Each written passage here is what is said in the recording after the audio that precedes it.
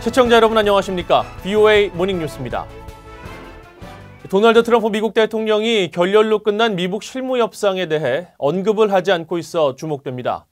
대북 셈법이 더욱 복잡해졌기 때문이라는 분석이 나오고 있습니다. 첫 소식은 안소영 기자가 보도합니다. 스티븐 노퍼 코리아 소사이티 선임연구원인 VOA에 스웨덴 스톡홀름에서 만난 미북 실무협상 대표들이 서로 주고받은 제안들에 대해 주목했습니다. 미국은 실무협상에서 내놓은 제안에 대한 북한의 반응을 기다리며 다음 단계를 구상하고 있을 것이라는 분석입니다.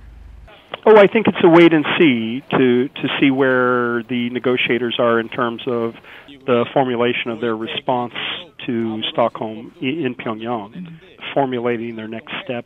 북한 문제가 미국 내 정치 상황 때문에 뒤로 밀리고 있다는 분석도 나왔습니다. 미국 정치권의 탄핵 추진이나 시리아 사태 등은 트럼프 대통령의 우선 해결 사안이라는 해석입니다.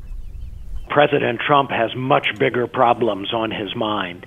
Not only impeachment, but this disaster in Syria, which has been condemned by Congress and by many foreign policy experts. 세이모어 전 조정관은 그러면서 현재 상황을 북한의 실무협상 복귀 의지를 확인하기 위한 미국의 대기 상태로 규정하고 이 시기가 얼마나 걸릴지 또 북한이 제시한 연말협상 시한도 얼마나 진지한 것인지 불확실하다고 진단했습니다. 트럼프 대통령이 지금은 침묵하는 것이 더 낫다고 판단한 것 같다는 분석도 있습니다. 실무협상 결과를 토대로 정상회담을 열어 재선을 겨냥한 외교적 성과로 삼으려던 셈법이 복잡해지면서 아예 관련 언급을 삼가고 있다는 겁니다. And he wants to pretend that North Korea is going well, and probably the less he says about it, the better it goes. 이런 가운데 세이모어 전 조정관은 북한이 계속 평양회담을 제안하고 있을 수 있다면서 트럼프 대통령이 이를 수락하기까지 북한의 실무협상을 지연시킬 수 있다고 전망했습니다. VOA 뉴스 안소영입니다. 북한이 최근 들어 중국, 러시아와 밀착 움직임을 보이고 있는 것은 미북 협상 교착 상태를 돌파하려는 시도라고 전문가들은 분석했습니다. 하지만 이런 움직임이 대미 협상에서 지렛대 역할을 하기에는 한계가 있다고 지적했습니다. 박형주 기자가 보도합니다. 북한 관영 조선중앙통신은 15일 김수길 조선인민군 총정치국장이 평양을 방문한 중국의 мя오화 중앙군사위원회 주임과 회담했다고 보도했습니다. 북한 군부 서열 1위로 알려진 김수길 국장은 앞서 8월에는 군사대표단을 이끌고 베이징을 방문해 중국 군부 핵심 인사들과 군사협력 방안을 논의한 바 있습니다. 그런가 하면 북한은 지난 8월 러시아 국방차관의 평양 방문에 이어 이달 말 셰르게이 쇼이구 국방장관의 방북도 추진하고 있는 것으로 전해졌습니다. 군사 분야에서 북중, 북러가 밀착 움직임을 보이는 건데 미국 내 전문가들은 이런 움직임이 상징적인 조치일 가능성에 무게를 뒀습니다. 무기 거래나 군사훈련 등 실질적인 교류는 아직 없다는 겁니다. I think that really what we're seeing are symbolic examples of the alliance relationship and trying to establish the perception that China and North Korea have a strong relationship. You know, as a way to influence the region and counter the United States alliances. 특히 미국과 협상이 잘 안 되는 상황에서 이런 행보를 통해 대내외적으로 효과를 얻으려 한다는 분석입니다. North Korea will certainly try to demonstrate it has great power support. It is not going to collapse. Therefore, it is in the American interest to compromise on sanctions and compromise on denuclearization. 하지만 북한이 중국과 러시아의 관계를 통해 협상의 돌파구를 찾아보려는 시도는 너무 낡은 전술이라고 전문가들은 지적했습니다. 맥스웰 선임연구원은 김정은 위원장이 중국을 통해 협상 지렛대를 얻었다고 판단하겠지만 미국은 북중 관계가 협상에 영향을 미치지 않도록 할 것이라고 말했습니다. 또 북한은 지금껏 이런 전술로 자신들이 원하는 제재 완화 등을 얻지 못했다며 미국과의 비핵화 협상 진전 외에는 어떤 것도 북한의 돌파구가 될 수 없다고 강조했습니다. VOA 뉴스 박형주입니다. 한국을 방문 중인 찰스 브라운 미 태평양 공군 사령관이 16일 정경두 국방부 장관과 만나 미한 동맹 강화 방안을 논의했습니다. 두 사람은 이날 회동에서 미북 간 비핵화 실무 협상이 열릴 수 있었던 것은 굳건한 한미 동맹이 있었기에 가능했다는 점에 공감했다고 한국 국방부가 설명했습니다. 이와 함께 한반도 비핵화와 평화 정착을 위한 외교적 노력을 뒷받침하는 차원에서 양국 공군 간 소통과 공조를 더욱 강화해 나가기로 한 것으로 전해졌습니다. 브라운 사령관은 이후 원인철 한국 공군 참모총장과 만나 한미 연합지휘소 훈련과 레드플래그 알래스카 등 연합훈련의 발전 방향과 조종사 교류 협력 추진, 우주와 사이버 방어 분야 협력 강화 방안을 논의했습니다. 뉴질랜드가 유엔 대북 제재 이행을 지원하기 위해 주일 미군 기지에 P3 해상 정찰기를 다시 파견하기로 했습니다.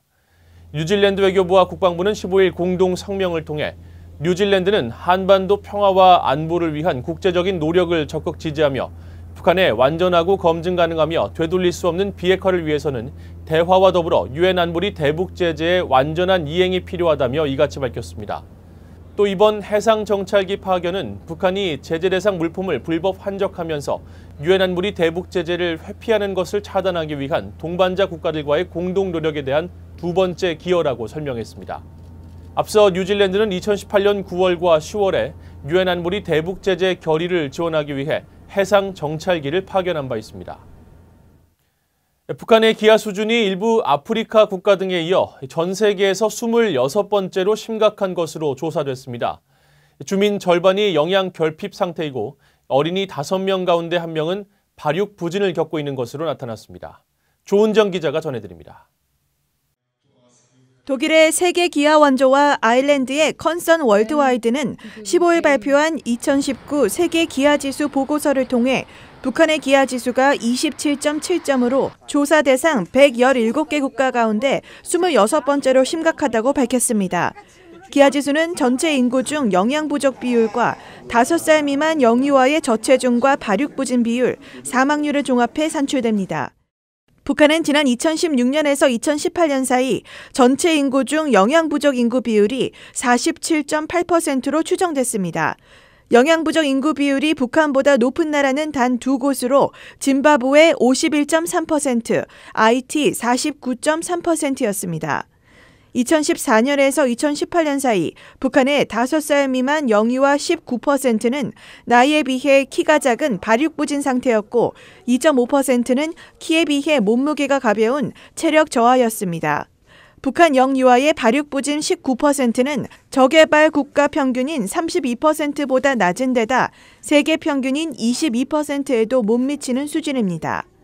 15일 유엔 아동기금 유니세프가 발표한 2019 세계 아동 현황 보고서에서도 2013년에서 2018년 사이 북한 영유아 19%가 발육부진, 3%가 체력 저하로 추산됐습니다.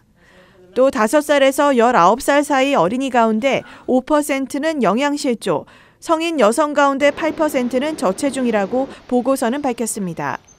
특히 23개월 미만 영아 10명 가운데 7명 이상은 하루에 최소한의 식사 횟수를 채우지만 최소한의 식단 기준에 맞는 식사를 한 경우는 29%에 불과했습니다. VOA 뉴스 조은정입니다. 아베 신조 일본 총리가 북한 어선이 지난 7일 일본 단속선과 충돌해 침몰한 사건과 관련해 북한의 불법 조업이 확인되지 않았다는 입장을 밝혔습니다.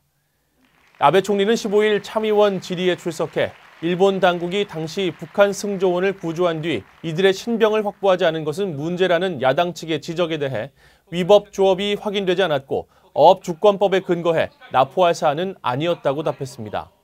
또 사건이 일어났던 장소는 공해상이었다며 일본 선박이 아닌 어선에 강제력을 행사하지 않았다고 설명했습니다.